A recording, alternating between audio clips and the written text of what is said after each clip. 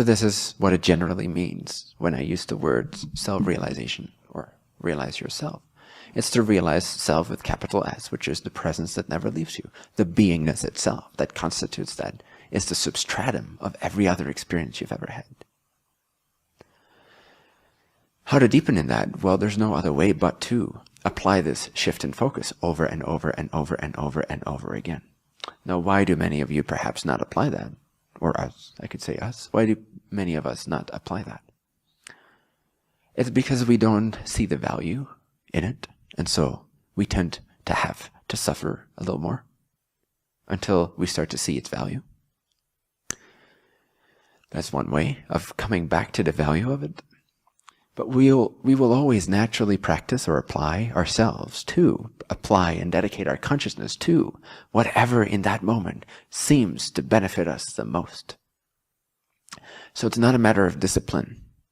Although sometimes to kick yourself in the butt is a good thing, and I encourage you to, with no judgment, just like, I've been slouching for a week. It's time for me to sharpen my consciousness, my focus, my self-awareness. It's time for me to do something with this precious resource that is who I am. That's a good thing. I beat myself up a lot of the times in this way. But there's no judgment, you see. It's just a fun thing. There is no judgment anywhere. When you notice something is quote-unquote flawed about yourself or less than preferable, many people collapse back into, oh, that is so painful, or oh, I don't want to observe that. I don't want to recognize that. I don't wish to acknowledge that. Or they blame the other person for pointing it out to them.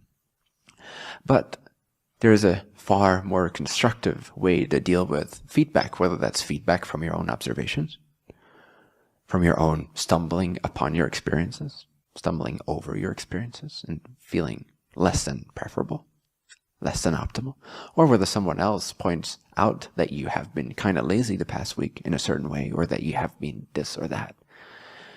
To instead judge yourself based on that, or to believe that the other person judges you, simply take that as an opportunity, because do you not wish to utilize the resource that is this moment more effectively? Do you not wish to apply yourself in the most beneficial, self-loving, self-honoring way? Do you not wish to honor your life? Do you not wish to honor this moment? I think you do. So then take all that and have it be an exciting motivator, a catalyst for growth and a catalyst for sharpening your focus, not to feel judged, but to actually feel excited, to step it up a notch, to step up your game. Does that make sense? So none of this is judgmental in nature, unless you insist that it is, then you'll have that experience of it. So why do we not practice? Again, like I said, it's not actually a matter of discipline. In the end, discipline is not going to save you. It's not going to reveal this. It's not going to deepen your self-realization. Discipline is a natural result of knowing where true value lies. So to become more dedicated to what is true, whether that is self-realization or whether that is self-activation, like empowerment and becoming more of who you're meant to be as an individual expression. It's another way you can apply your consciousness. It's very beneficial. But for the purpose of this talk, let's talk more about the self-realization aspect of it. You're realizing the depth, the immortality, the changelessness of the truth of your being. Not so much why you're here and what your purpose is and what your skills are and where your creativity lies and how you can have your manifest life flow more effortlessly and joyfully. That's all great. Maybe we'll get to that in a little bit. But for now, to discover first and foremost the consciousness that never leaves you, the immortality of your being, the essence, the nature of who you are, of what you are. To deepen in that, you don't necessarily need discipline. What you need is clarity. The clarity to know where value is present and where it is not. So then I ask you to look at your life, the unconscious portions of your life, the stumbling over things, stumbling upon things, being a victim of things as they seem to appear outside of your control, outside of your consciousness. They just happen to you. Life just happens to you. Just the everyday state, or maybe it's not your everyday state, congratulations. Your everyday state of stumbling over things, being slapped around a little bit by these experiences that appear inside of your consciousness experience. Just look at the past of your life to motivate you, not to judge again, but to motivate yourself. Integrated dedication. Because if you see that, how you have been unconsciously applying yourself, your consciousness, your precious resource of your life, if you look back upon all those experiences within which you just sort of went with it, whatever it is, whatever it was, and you're being slapped around, the more you start to recognize that your life in the past is not as you desire it to be.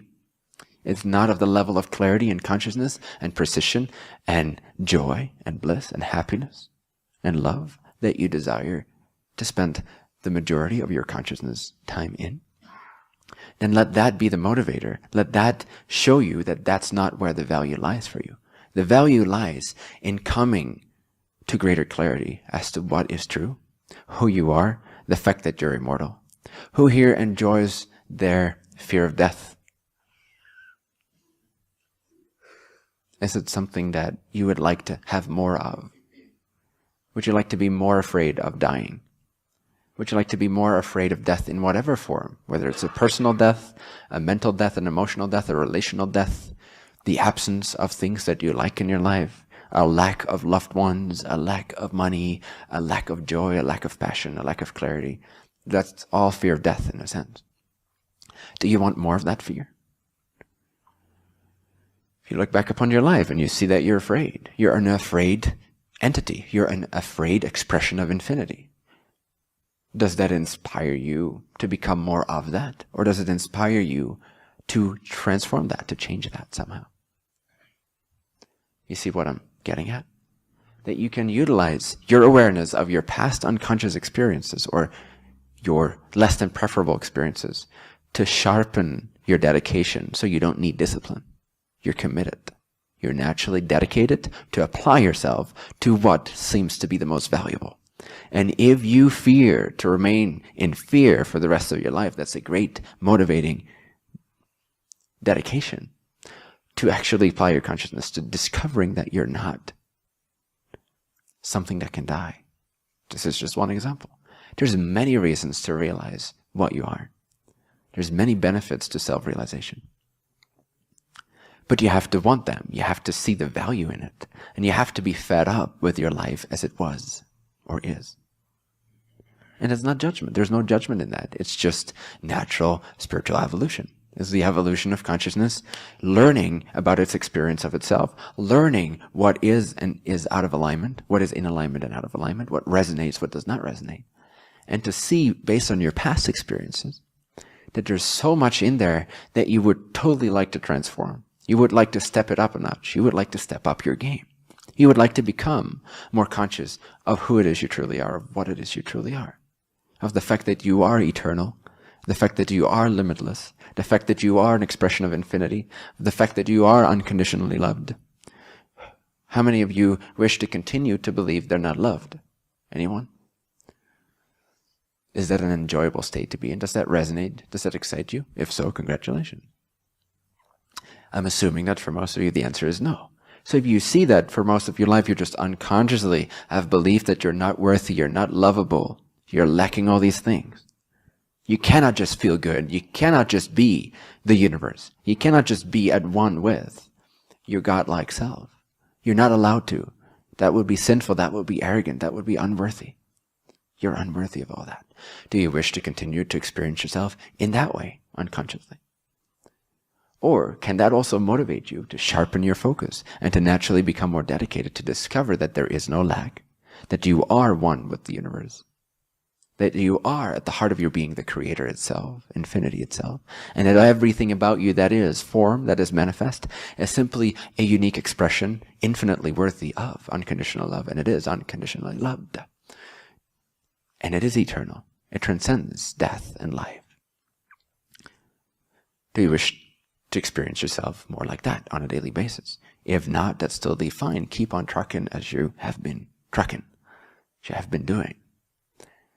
But if you want to change, if you wish to actually sharpen your self-realization, deepen your self-realization, then you have to be the one that wants that. You cannot just expect yourself to follow certain practices for a couple of days and then, okay, let's do this, let's do that.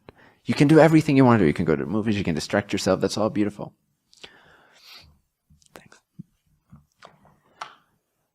But if you don't have the foundation of knowing that you're eternal, that you're free no matter what, that you're loved no matter what, that you're worthy no matter what, then none of these things are really ultimately going to satisfy you. They have to be expressions of truth. They have to be expressions of a truthful vision. The vision that you are eternal, the vision that you are lackless, the vision that you are limitless, the vision that you are unconditionally loved, you are endlessly worthy, you are endless abundance. Everything is possible. You are meant to follow your heart. You're meant to act on your joy. You are supported in your joy. You are supported in your love, in your passion, in your inspiration. And you are at one with the universe. You are, in fact, the one creator, created the universe. Now, from that point of view, yes, go to the movies. From that point of view, yes, be who you are. From that point of view, from that resonance field, from that vibratory understanding, from that conviction, yes, everything that you touch, everything that you do, no matter how distracted it seems to be, will be infused with a sense of brightness, a sense of love, a sense of joy, a sense of excitement, a sense of passion, a sense of feeling that you're inseparable from all that is. Bliss. But you want to have to change. You got to want to change your vibratory understanding of who you are, your conviction. Are you convinced of these primordial truths? If not, you got some work to do, and that is absolutely great. Just start recognizing the value of it, and it will naturally occur. You'll naturally be dedicated to discover, to inquire, to investigate, to recognize, to not do as you have done, to not believe as you have been believing, to not just observe automatically and be biased as you have been observing automatically and being biased. You have to want to break free of that spell that you have created for yourself because you want to be comfortable in your vibratory understanding of being a victim of lack.